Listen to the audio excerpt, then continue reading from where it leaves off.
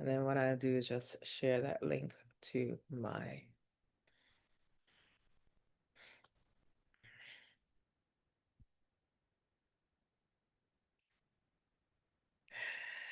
Hello, good evening, and welcome to another in the series Why I Write. My name is Totlin Oliver, and I'm your host for this series of conversations with creatives. How have you been doing? I hope you have been great. We tried to just stream on Facebook just now, but it was not cooperating.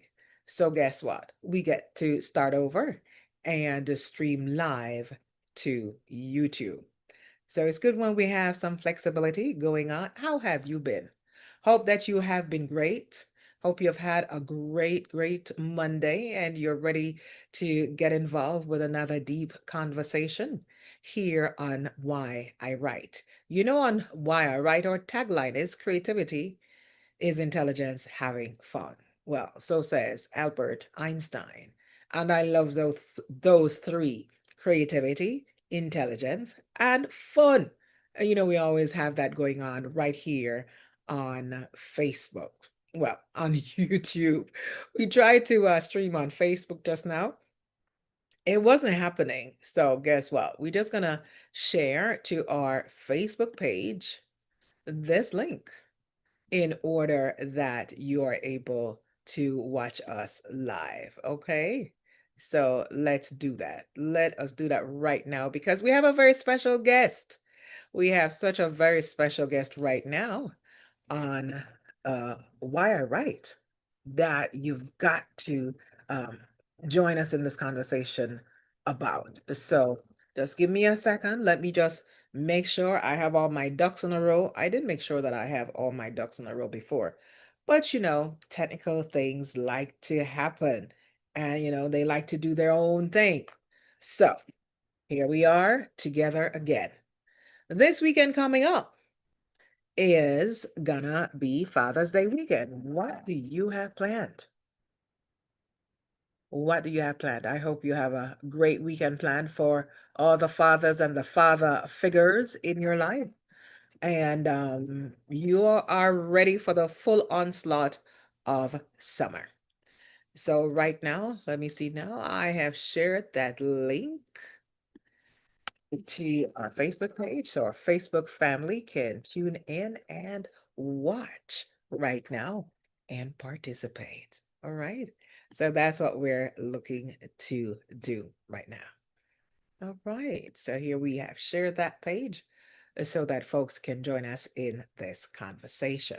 Why are my lampshades being cockeyed? It's a good thing I don't have uh, that syndrome where everything has to be in order. So tonight we have a very special lady hailing from the soil of Jamaica, from one of the most beautiful parishes I've ever seen or visited. You know, every time I go to that parish, it's like I'm in total awe.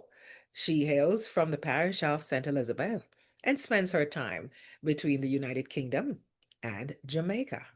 She has a very fascinating story to share, and she's also the organizer behind the upcoming film festival, the Black River Film Festival, to be held in St. Elizabeth. So tonight, our very special guest on Why I Write is Dr. Ava Eagle Brown. Welcome, Dr. Ava. How are you doing today? Thank you so much, Totlin, for having me. And thank you to your audience and viewers for having me as well. I'm good, thanks. How are you? Listen, I am here just thankful that we are in June. So it means it's mango time and mango season. What is your favorite mango? Oh my goodness. So I'm a mango specialist. I think you know that. And Yes. so I don't know, like I really like most mangoes, if not all the ones I've had. But if I had to choose, it would have been East Indian and Robin. It would be four of them. And you can't have four favorites, but you can. East Indian Robin, number 11, and Fine Skin are my favorite. Girl is not number 11, is number 11. Call it right. If you're talking about number 11, that's a completely different horse of a different color. Do So you we know have what? I've to say never number 11. I've always said that though, number 11. number Yeah. 11. Yes, I guess you're being proper. So it is. No. It's no. That's what I've always said, that mango. But like black key and other things, yeah. But yeah. But okay, cool. I gotcha. All right, great. Now, you are a lady of many talents, a lot of experiences. So much so to the tune that you have authored your own memoir, The Mango Girl. And that's why we started off from there, And this is a book that really talks about you moving over your challenges and jumping over your challenges. Because we know in this life, challenges come at us in every way possible. So to be able to just overcome and to share that story, not just to overcome the challenges that we're going to mention a bit of as we go through, but to be able to share the lessons that you have learned. And now you can stand at this end of your life and say, you know what? I made it happen. So congratulations on that. Thank you. And Thank then you. the Black River Festival that is slated coming up when? At the end of June. It is 27th and 28th of June. So It I want is. to know how that all started, but before you even go there, let's meet the person, the woman behind the literary work, the Mango Girl, and the convener and the organizer of, another very important festival. Recently, Jake's Treasure Beach hosted Oh, the, that was amazing. don't Yeah. talk to me. I was there. It's my second Oh my, calabash. And honestly, it was just phenomenal. It was just amazing. Yeah. And Shirley Ruff was there. I spoke on stage with Shirley Ruff about 2017, I think it was, in Washington. So I got to meet her, up close and personal, nice. and saw her there this time. I didn't go and meet her this time because I was, doing other things. But it was just so good to see her in Jamaican soil, and just how simple and humble and down to earth she was at Calabash was beautiful to see. Yes. Yeah, because it has that kind of vibe, and I love that. I have And you never know what, seen. Jamaicans, we're not celebrity crazy. Like Oh, we really aren't. Like, and I actually like that. We're not all of us are celebrities on this island. every one of us, down to a dog. Yeah, absolutely. Especially got a little posh one. Yeah, Yes, absolutely. down Yes. to a dog. So Yes. here you are, you're a young lady who was born in this parish of St. Elizabeth. What was life like for you growing up in the country, so to speak? Well, first and foremost, life was when you're older, you learn this life. The air was clean and nice. I mean, I really didn't appreciate this until when I was older. And yesterday, my children and I were heading to my mom's. You go to your mother to have Sunday dinner. And Right. again, I've just really never appreciated the mountains that I grew up around because we're kind of wrapped around the Manchester Mountains, the Cockpit Mountains, but I've never really appreciated them. But wrapped in all of that was a lot of hardships and challenges, incest, um, child abuse, poverty, Mm. like real hardships, and but tenacity and resiliency. And these are words I can use now. Courage under fire, learn that education was a passport, and the true spirit of being Jamaican. And when you live abroad, you get to learn these things. But it was a hard childhood, it was tumultuous.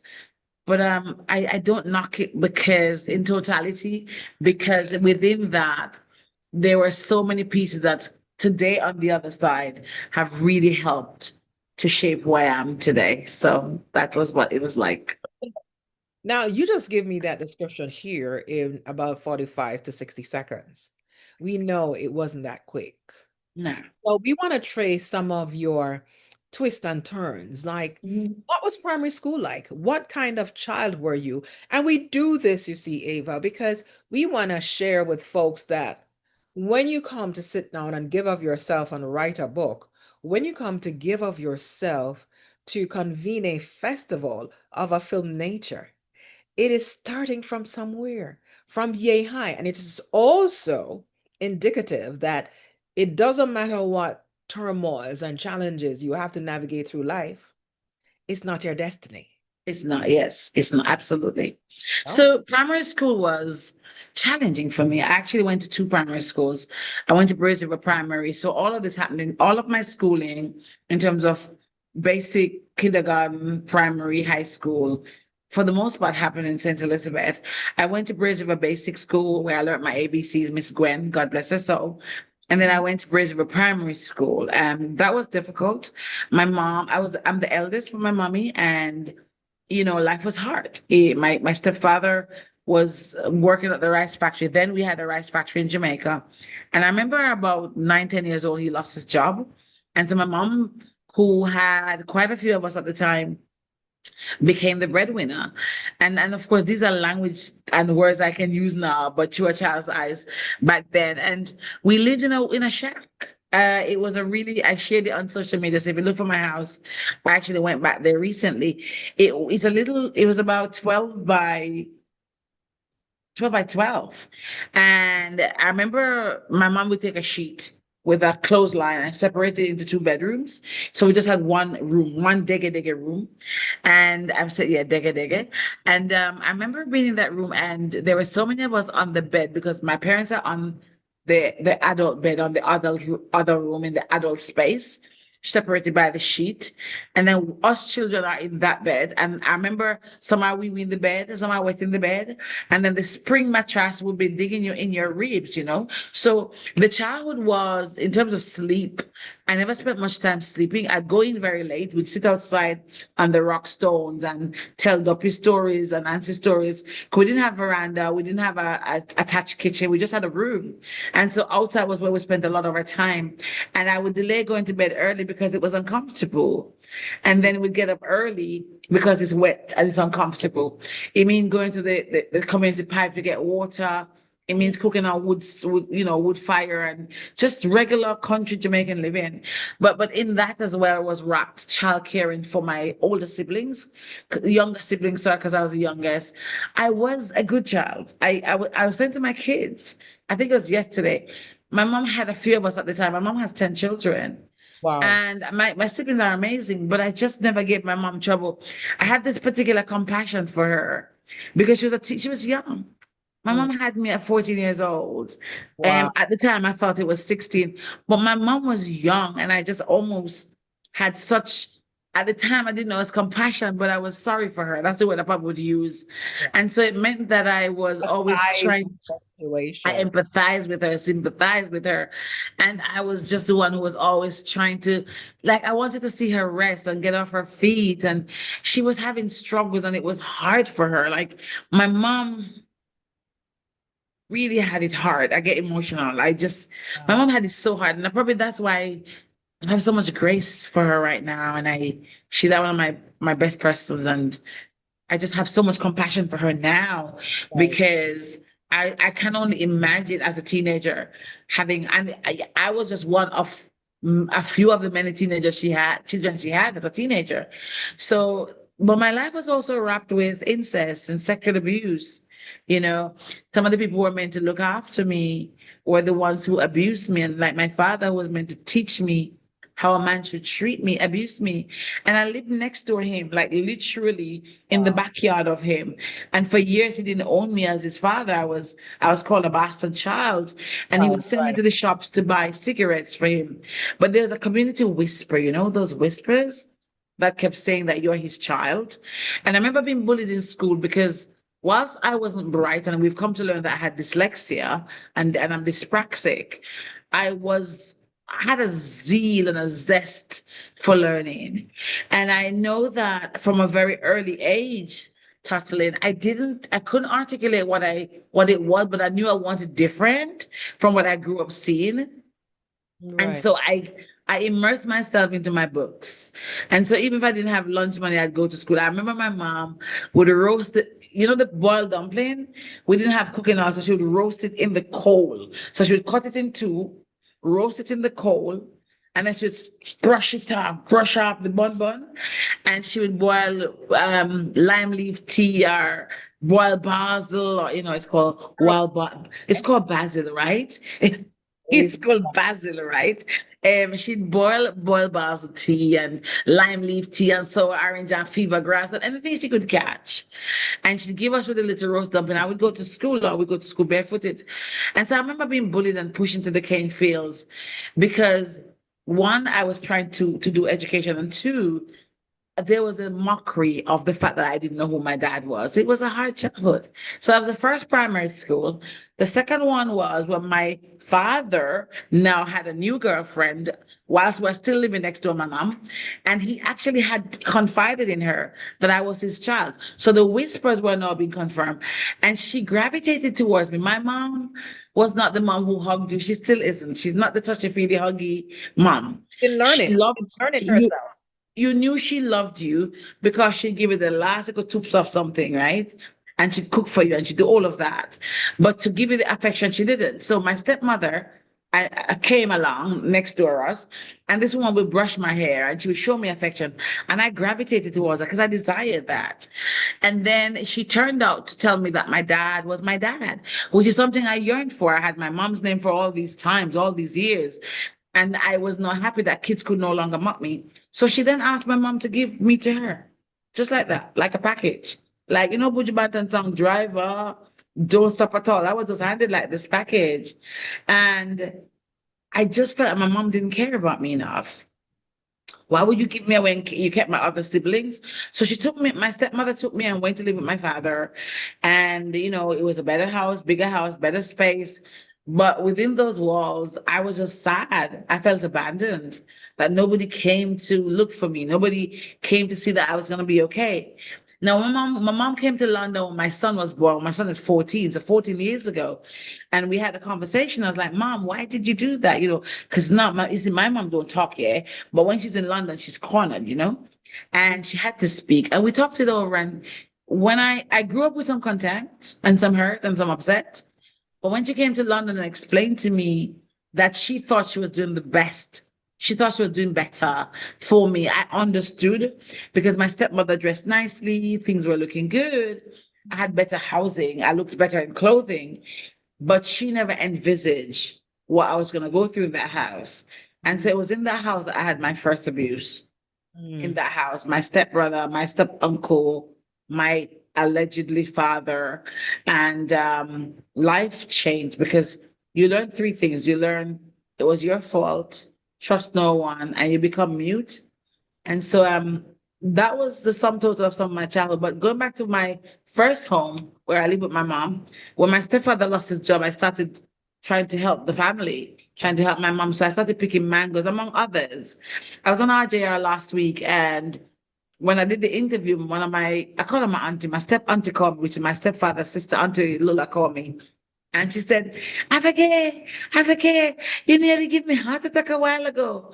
I said, Auntie, what's wrong? She said, I was lying down, I was remembering. Probably you don't remember this, that you are the first person, you're a child, you're about 9 years old, and you took me to Mandeville Market from Balaclava to go and sell mango. I made the big woman follow you with a little picnic.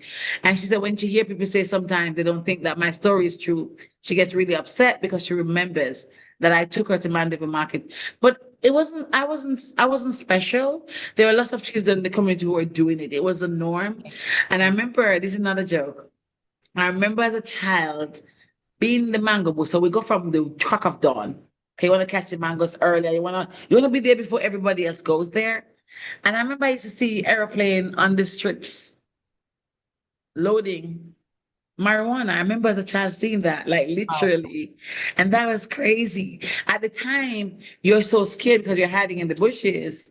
But that's a part of my childhood. But it was also fun because I would play marbles, nothing like these children today. We took sour orange and stick and mango and box. I would make trailers and cars and we roast cashew.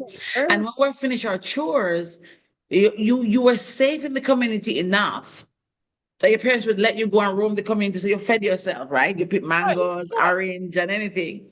But when night was coming, you had to come back to make sure your chores were done and help with the cooking and the whatever else that happened around you as a child. So that's pretty much some of my childhood. It's long-winded, but it was how I grew up. Yes. What I wanted to find out Ava, is when you went to see that old house, that old Yes. house of your youth, of your trauma, how did it make you feel today? What were the emotions I coursing? was My chest was tight. I wanted to rush out of it quickly.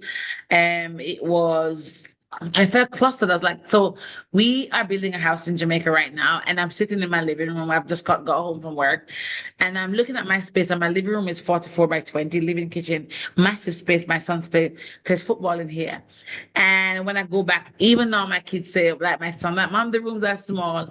And we're downstairs, and the guest room is like 12 by 14. And my son would say that's small, but that was almost twice of what I grew up in. Mhm. So I felt clustered. I felt like I was being choked. Um, and I've done a lot of NLP and a lot of CBD and a lot of therapy, but I just felt like, oh my God, did I really? A, did I live in this? And B, I felt like the demons were there. Yeah, that's how I felt. Mm, Are you sad or happy that you went back? Or, how, all now that you've done it, you have gone through all of those kinds of feelings. Do you feel it's something that you needed to have done? And I ask because Yes. people would say, no, sir, that's something that happened to me. Me not go back there. No, I needed the closure. I actually didn't go there because I wanted to go there. I went there because there were discussions about the Manga Girl becoming a film, and we needed to go back there to look at some locations. And but I'm glad I did because I was able to deal with that in order to put it to bed. And so I'm glad that I went back. As a matter of fact, one part of my childhood space, not that house, another one, I wanted to buy the land. I just thought that held such great memories for us, even though they were hard. It was where I spent a lot of my childhood, and it was where my mom toiled the most. And I wanted to buy the space, didn't get to. But going back to where I was abused and stuff, I needed to go because I don't think you can get closure sometimes until you really confront, not confront, but deal with the issues in your tissues. And that was an issue that was in my tissue. So I'm glad I went back. Yes, absolutely.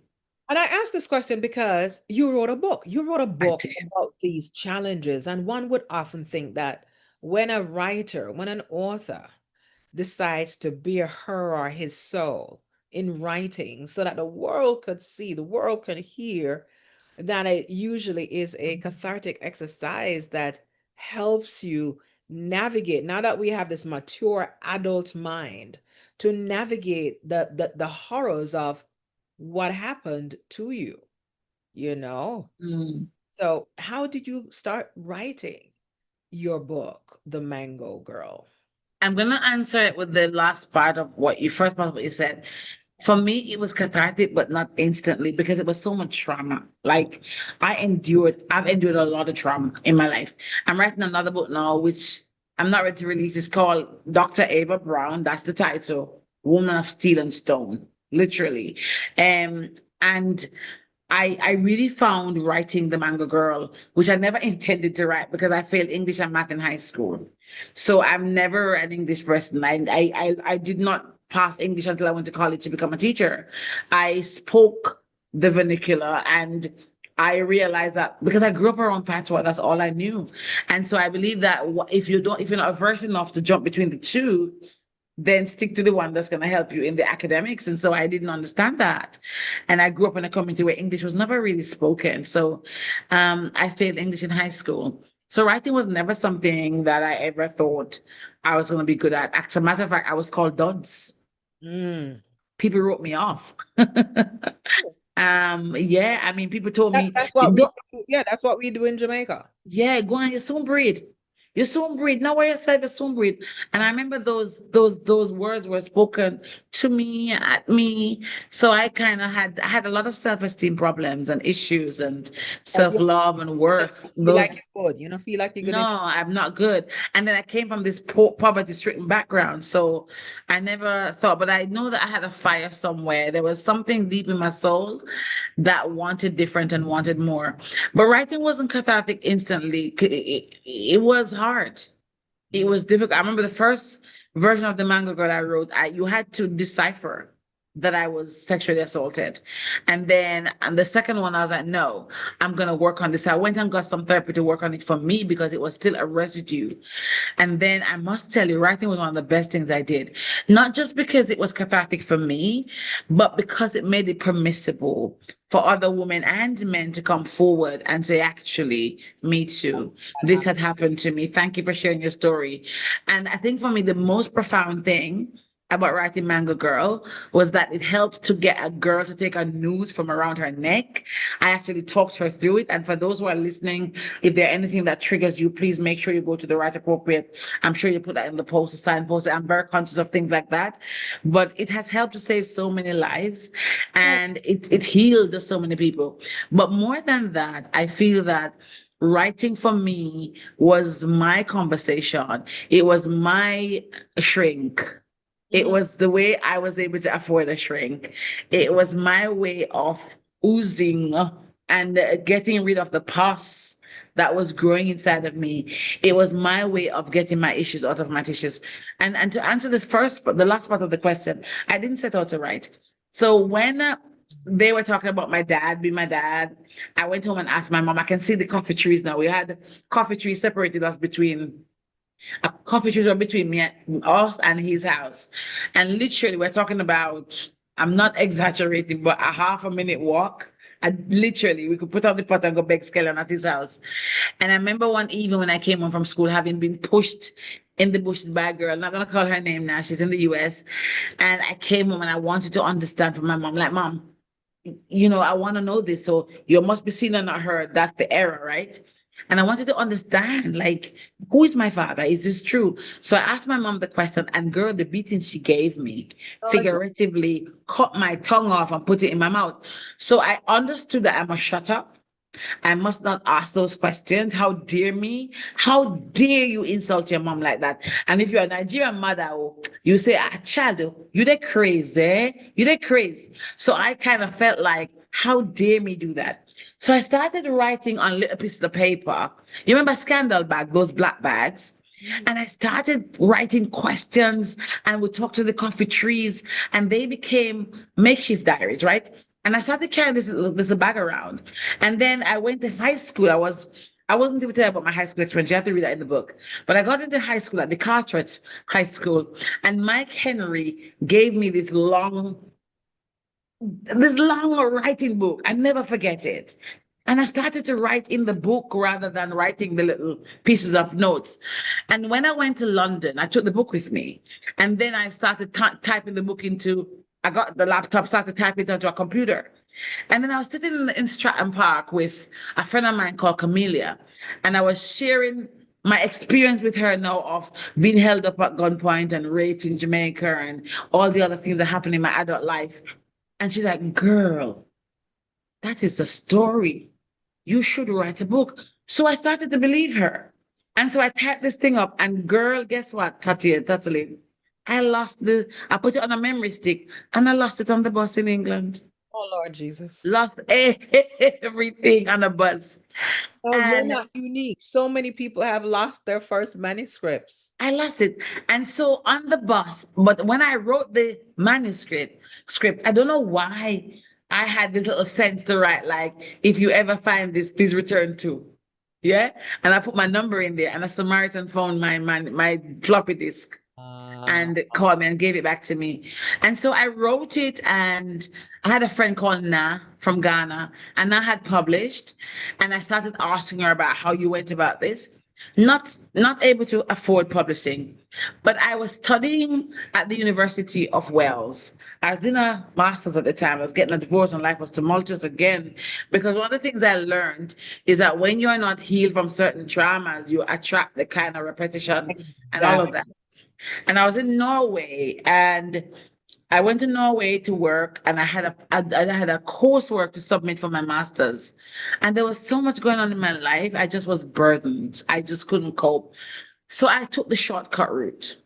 I had failed my finance exam, not good with figures, and at the time. And then I knew that if I failed another course, I was gonna get a postgraduate diploma, not a master's degree. And I was like, oh, it can't happen. So it was a personal development course And I was like, you know what? I'm gonna write about myself. I'm gonna write about myself. I was working for an American company and my boss was Indian and giving me a hard time. You know, racism abroad. And I literally decided I'm gonna write about myself. So I wrote about myself. Long story short, came back to England from Norway, handed in my coursework. While I was there, so you had to put it on something called turnitin.com. So it's like a platform, you have to turn it in. So you press turn it in, upload your work, it checks for plagiarism or whatever, and it's gone to your lecturers. And I came back from Norway and got a call from it was like a dean then, and said they want to invite me to the into the office. I was like, oh my God, I failed. I was so bloody sure I failed. I was like, God, I paid so much money for this degree and I failed. So I went to Coventry and sat down in the boardroom. I'm timid. I'm a bold ass girl, but I'm sat there and I'm so Because you're timid. Because one of the things I learned in my childhood and selling mangoes on the train in Jamaica was how to be bold. You had to take out the shame out of your eye to go approach the people who the stush people to sell the mangoes to. So I learned a lot of skills of selling mangoes. And I sat in there and I was so timid. I was recapping all my life. I'm getting a divorce. Life is going to be hard. I come to England. I'm a failure. Yada, yada, yada. All of the gremlins in your head, the imposter syndrome, everything come. Why do I think that I failed English in high school and I come from this sheet room and I think I go past master's degree? All of that. I'm in this room with the dean and another person. All of that is in my head. And guys, you know what I'm talking about because we get it. And he said to me, Ava, the story you wrote, is it true? And I'm timid now, not answering boldly. Yeah. Is it really true? Is that your story? Yeah. Okay, I'm listening to hear that I failed it. I was lazy. And then he said, Ava, talk me through the story. So I started talking to the story. And John, his name was John. And John said, you are a strong girl. So I started to, sit up a little bit more, a little bit more. I had a little bit more, confidence. And he said, you're a strong girl. If that story is really true, Ava, we'd love to do a case study on you. Girl, I was sitting properly now. My, hello, my hand is not, I was sitting. I said, really? Why? And he said, because we want to encourage more students to come and study with us and help them understand that no matter what you've been through, you can get through. And girl, I tell you something. I went back to my office. And by this time, my boss was giving me problem. I just got overlooked for a promotion. I was the most qualified on my team. And I came out of the meeting, and I don't know why. I can't tell you why, but I logged onto my computer and did something I shouldn't have done. I went onto my personal email on the people them computer in Colston in South London. And I saw an email that said the Financial Times would love to interview a girl. I did a Brazilian wave. I didn't care where I was. I didn't remember that my boss don't like me. And that's how my book kind of came to life because Love the this. FT. Oh my God. You see now? Wow. This is why we do Why I Write. Yes, yes. Oh my So goodness. your girl was in the Financial Times, okay? Ah, get out. Get out. I love it. I love it. These are the The stories. girl who failed English in high school, right? Okay. Man, I'm sure you didn't miss when you were counting the change for your mangoes, though. No, I didn't. Very good with your So, math. and do you know what it was though? I think now that I look at it, there was too much trauma. Some children who don't learn in school, not because they're not smart, not because they're not bright, it was trauma. And also I was dyslexic and Jamaica at the time did not have all these special needs and whatever. Nobody was caring about that. You just don't. Yeah. So yeah. As Oprah said, in so many of her broadcasts, she says, it's not what's wrong with you, it's what's happened to you. Yes. What happened to you? And all of us, we have experienced trauma in one way or another. We And do. as we become more aware and we become adults, we really begin to understand the the depths of what this is. Mhm. Sometimes, even now, the blessing of having an advanced age is sometimes you're dealing with a younger person or an older person, and you really want to be short with them. Yes. And somewhere in between wanting to be short and being short with them, a voice says, maybe it is that. Maybe it is that they're afraid. Maybe it is that they're dealing with whatnot. Because usually we don't want to think about that because we're too busy trying to Yes. deal with the boss who doesn't like us, or coworkers who undermine us, and Yes. even our own demons that like to Yes. yap at your head.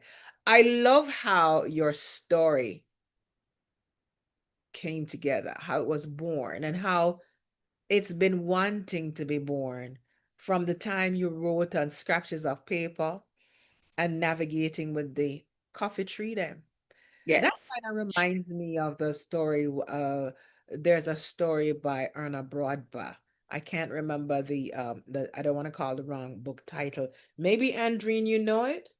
Yes, Andreen. Andreen Bonner, one of our ace writers in the Caribbean. Mhm. She says, you experienced a great divine opportunity. Another Mhm. one of our writers, Elaine, says, what your story is great. Unstoppable. I agree, Elaine. That is amazing. No worry, Errol. You can always watch it back on YouTube what you missed. So I'm glad that you are still here. So when we hear these stories about how our writers come to write their story and publish and bare their souls, we grew up in a Black Caribbean community where we're not chat with business, we're not wash with dirty clothes in public, and that therein lies part of our psychosis. Yes. That's a part of our trip ups, and we see it turning out in so many different ways in our Jamaican society, and we realize that trauma is real, affecting both men and women. Mhm. Some of the greatest adult bully men, like one I saw recently on a video doing something to somebody else in public, that stems from deep-seated trauma that they didn't overcome. They didn't outgrow. They just got taller, but psychologically, mentally, and it's not an excuse. They Mhm. haven't grown. And that is why hearing these stories make a difference. Where can we find that book, The Mango Girl? It is on Amazon. It's on Ingram Spark, but Amazon's the biggest place. And you know what? It's crazy. It's not sold in Jamaica. Don't know how, but yeah. When I approached the bookstores back then, nobody, because I came home to do profile with the great Ian Bowen, and bless it, rest his soul, bless his soul. And I remember going to bookstores at the time, and nobody wanted to carry it. So I've not approached him again. I've not bothered. So it's on Amazon.com. Yeah, That's a just like that. self-published, or did you have a It publisher? is. I had a publisher, girl. My story. I had a publisher who had to take the court, honey, over my intellectual property because I was getting. I had a traditional deal and I wasn't getting the money, honey. So I had to take it back and publish it myself, and that's okay. These stories are deep, my girl. These Yeah, and stories there's are, so many authors and creatives whose work they've been used and we're not getting it. We about 11 of us had to take our publisher to court. Yeah. that's the pain of when you're a creative person. They just want to profit, Yes. especially if they're not. I just shared our YouTube live with one of our um, ace publishers from out of the UK. So hopefully, when you get to do more publishing, then yeah, they're Jamaicans as well from Select Arrow. So let's fast forward. So Yes. again, guys, if you want to know her story, the book is Buy on. the book. Get the book. Just go Yeah. to Amazon. Amazon. Come on. Just do it. You know the tingle. Right. It's go on Amazon, you get the book. But now something else has been burgeoning from your publishing your book. Mhm. We now are looking to attend this great film festival that you have. Is this the first time you're having the Black River Film Festival Second staging. at And staging? I know that's a story in itself. You're never gonna believe this. So on my journey, so the Manga Girl was slated to become a film. We had a letter of intent for 4.5 million US dollars. It hasn't happened. And on that journey, I got robbed $100,000 by an American and a Brit in trying to make it. Long story short, I decided that I was sick and tired of not having a seat at the table because that is how you get. Because I didn't understand film, didn't understand anything about movies, didn't understand any of that. And at the time, man, I was going through hardship in London, innit? So for me to be robbed so much money, that was really deep-seated hard. He's still going around robbing today. Actually, I'm about to publish a book called The Hollywood Bastard. I'm looking at a publisher. So anybody's interested, I have not published it, I have it ready to go, where we have about 16 people in different countries that have been impacted by the same guy, the Hollywood Bastard. And on that journey, I really realized that actually I need to have a seat at the table. But when I came home to Jamaica, I am EP for a project that was filmed in South Africa, myself and another friend of mine. And we were talking about where can we screen this? I'm like, let's screen it in Jamaica. Like, Mhm. let's do it in Jamaica. And so, like, let's do a film festival. And it was really a couple of things. It was one, coming home, and I think subconsciously or unconsciously, whatever consciously that is to realizing that actually I am no longer going to get involved in movie and not understand it. And two, when I came home, I didn't like the fact that in this side of the island, we have the amazing calabash, but when it comes to the creative space, there was nothing else. And I have British children, and my son was talking about access and amenities. Those were two of his favorite words. Born in England, used to luxury, used to whatever. And I realized that I wanted to bring the creative this side. And again, for those who really know me, I was saying to my girlfriend last week, don't tell anybody, I hope nobody's listening, okay? Nobody listening, nobody's watching. I was saying to my friend the other night, girl, I can manifest everything else except the man. But I was like, actually, for man in the moment or yet, let me put those words on it because I know words are so powerful. But if I say something I'm gonna do it. Yeah. That's me. I'm Yes. very intentional. And so I just roll my sleeve up, approach the tourist board like a big bad wolf. And they sponsored me like, wow. And I did the first stage, and I had people from Games of Thrones, Sex and the City, CSI. And I was like, classical conditioning, right? The rat taps the lever, and then I said, okay. And the first staging was beautiful. We were so blessed that burial was happening on other parts of the island. We have a beach in Black River, and we got our festival through. And so we were not going to do it every year but then when Beryl came, there was a call to do it because Black River was destroyed, St. Elizabeth was destroyed. And I think we wanted something to bring back the community together. And our location was destroyed. So here we are. And girl, I love this that. staging, oh One, my God. yeah, one of our best events that we staged when we're in Jamaica through our then RJR, it was Jerry McDaniel and myself. There was a community called the Ostrich Park. The Ostrich, it was Yes. we put on the first big event at the Ostrich Park, and we did a live broadcast. People Nice. from miles around. I don't know what happened to that Ostrich Park right now, but I remember, and that's why I tell you I'm so in love with St. Elizabeth. And Yes. on Anakwa, St. Elizabeth, exactly where in St. Elizabeth is the film festival happening. It is going to be held on the beach at Cloggy's on the beach, which is a famous Jamaican spot in St. Elizabeth. It's just after you come on the under the bridge, where the Black River Safari is. Just after you come under the bridge, down there on the right, it's on the beach. So you have beach, sand, music, film under the stars. What more could you really want? How much is it to come in? Is It there is, a charge? yes. So we have a few different things. So because we have some sponsorship, there are some people who get some tickets for free. So like this year, we're catering to some schools, some people from the poor relief department. So so it's a bit of a CSR, the corporate and social responsibility. They would not be able to afford or be exposed to this because they can't even manage that much. So we are giving tickets to people like those, community groups, different groups get those for free. But if you're a paid person, if you don't fall into those categories, it's $8,000 for the weekend. And we have Bugle, and we have Dwayne Stevenson, and we have Mutabaruka. Where else in Jamaica do you get to come into an event for $8,000 for the May know weekend with all of that Mutabaruka, but happening? yeah, people may know Mutabaruka, but we may not know Bugle and the other. Dwayne Stevenson, from a little cottage in the grill. Okay, and that's Yes. hey man. How many films will be of offered? There are about 15 films. I know that there's 10 hours and something films over the 2 days. So it's about 15 to 18 films. Some are short, some are a little bit longer. Yeah, 15 to 18 films. Did you source these films? Pardon? How did you source these films? We put out a call for submission, and honey, we got films from us. Last year we had 19 submissions. This year we had 50. And we have films from as far as the Persian region Love that. shortlisted for this. And a lot of diaspora connection. So the US and Canada, Africa, Jamaica. Yeah, it's really impressive to see. Is there a website that we can learn more about? Absolutely. Black River Film Festival.com. All right, so we're gonna put that in our post right now. And So, follow us on Instagram as well and TikTok because we're trying to get the numbers up, you know?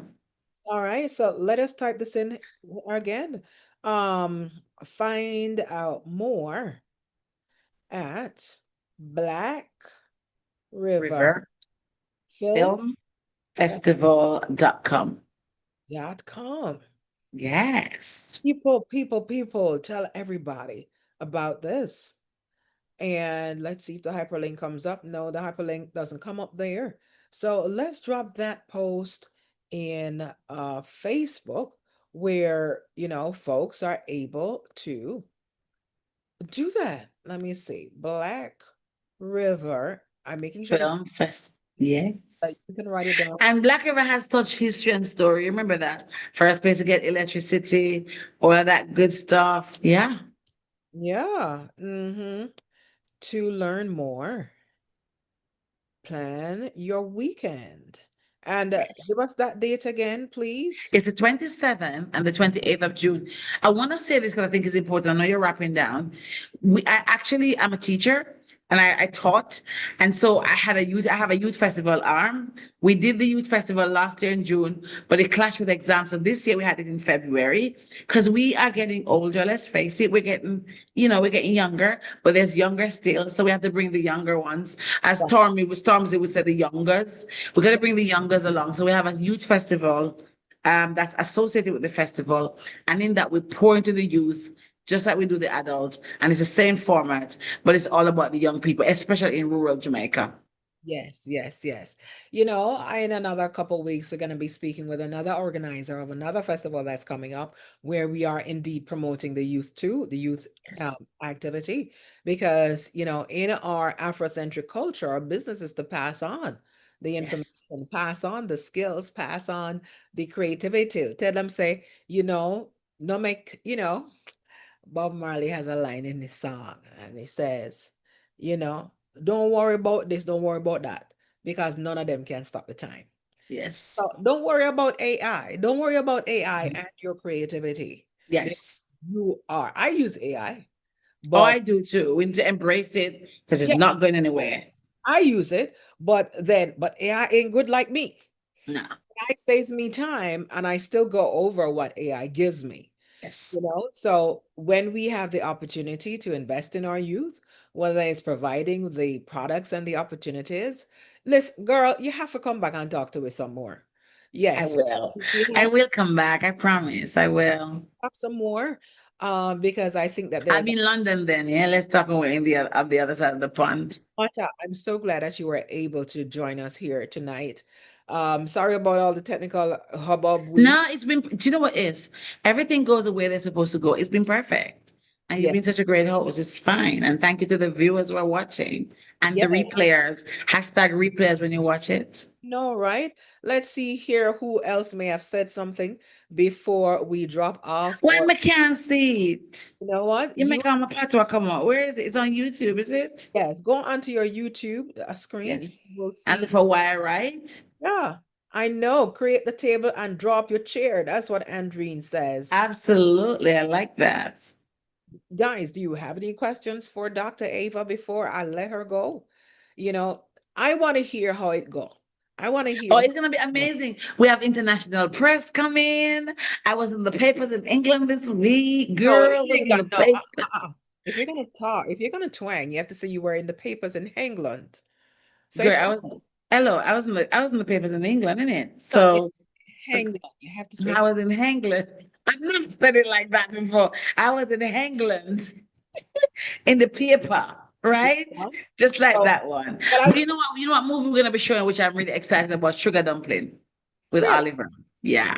really look, man, at them things that you should have tell me from day one. Yeah. I want you to come back I on will. with other participants I will. when it done because I want an aftermath story. Good girl. Because I'm sure it's gonna be rich. I'm sure it's It gonna is. We have people from today. We had one of our contributors. He's from. I don't know how many. I don't know how much you know about film, but Canal Plus is a big distributor from France. They're massive. So we had him on from France this morning on CVM at Sunrise, and then we had Netflix series producer Samad Davis on as well. It was just. It was dope. He was just so dope. Like it was dope. It was well, too dope. now you have created a new space for us in your life, and you have created a space in our lives for you and what you Thank are you. doing. And I'm really, really blessing you and thanking you. I do find many teachers. I'm also in the training space too, where we support each other and we continue to encourage each other. And I'm gonna be a little bit forward and Yes. invite you to the Jamaica Brew Festival that happens in Where is Florida. it? I heard about the Brew Festival. It's in the US. Is that correct? Uh-huh. Yes. Uh, Kwame McPherson came at the last one, correct? I don't know. I think I so. because I wasn't at the last one. I was at the very first one. When is it? It usually is in January, February of the Absolutely, definitely. And thank you for the invitation. And I look at my diary, and I definitely will keep me posted. I think Oliver Muir is part of that, correct? he is one Yes, of the absolutely. creators of it. Yes, And yes, also Deborah Earhart, another yes. storyteller. She's reaching out to you and she's looking forward to connecting with you. So Thank you. definitely talk more and more and more and more and share the news, the good news of Yes. creativity that's happening right there on our And if I can serve or support in any way, please let me know because I believe in life is a win-win-win. Everybody wins. So let me know. Definitely. I definitely will be making, and I have some stuff to send to you. So I'm gonna send you some stuff. Yeah. All Awesome. right. So So look, thank you Dr. so Ava, much. walk good. Thank you. Congratulations on everything that you're doing. Thank you. Congratulations on everything you've done. You Thank know, you so much. did even get to mention that you got an honorary doctorate from one of, I mean, so much people connect with And her. I work with disaffected girls. Yeah, I have a passion for that. right. Domestic violence, sexual Good, abuse. Yes, good. I do. Because you feel it. You feel the place Yes. that they have to navigate. And Yeah, just before I came to you, I was at the NIS office in Jamaica. Literally sat down today and I had a long old meeting, just really trying to understand what are the offerings there so I can have a town hall meeting for the community to really explain to them because lots of Jamaicans don't really understand the power of the national insurance scheme. And so that's what I did before I came to you. And I'm listen, really passionate listen, about that. there's another friend of ours who recently came to Jamaica to give feminine products to a group of young girls Love that. in school. So who knows? Maybe I Like get you period poverty, right? Love that. Yeah, love that. some real things. We have stuff to talk about. Conversation, We need to yeah, talk about these yeah. things This because has not there's, ended. yeah, This is just the beginning. Thank you so yeah. much again, Dr. Ava Eagle Brown, for sharing your time and your story with us on another one of our episodes of Why I Write. I wish you all the best, and I'm looking forward to hearing back again from you as you stage this wonderful event and make we do it. Thank Friends you and so much for having me. Namaste. Friends and family of Why I Write, thank you so much for joining me again tonight. Love you, take care of yourself, walk good till I see you again next week. We have another very special guest already lined up for your listening and learning pleasure. Thank you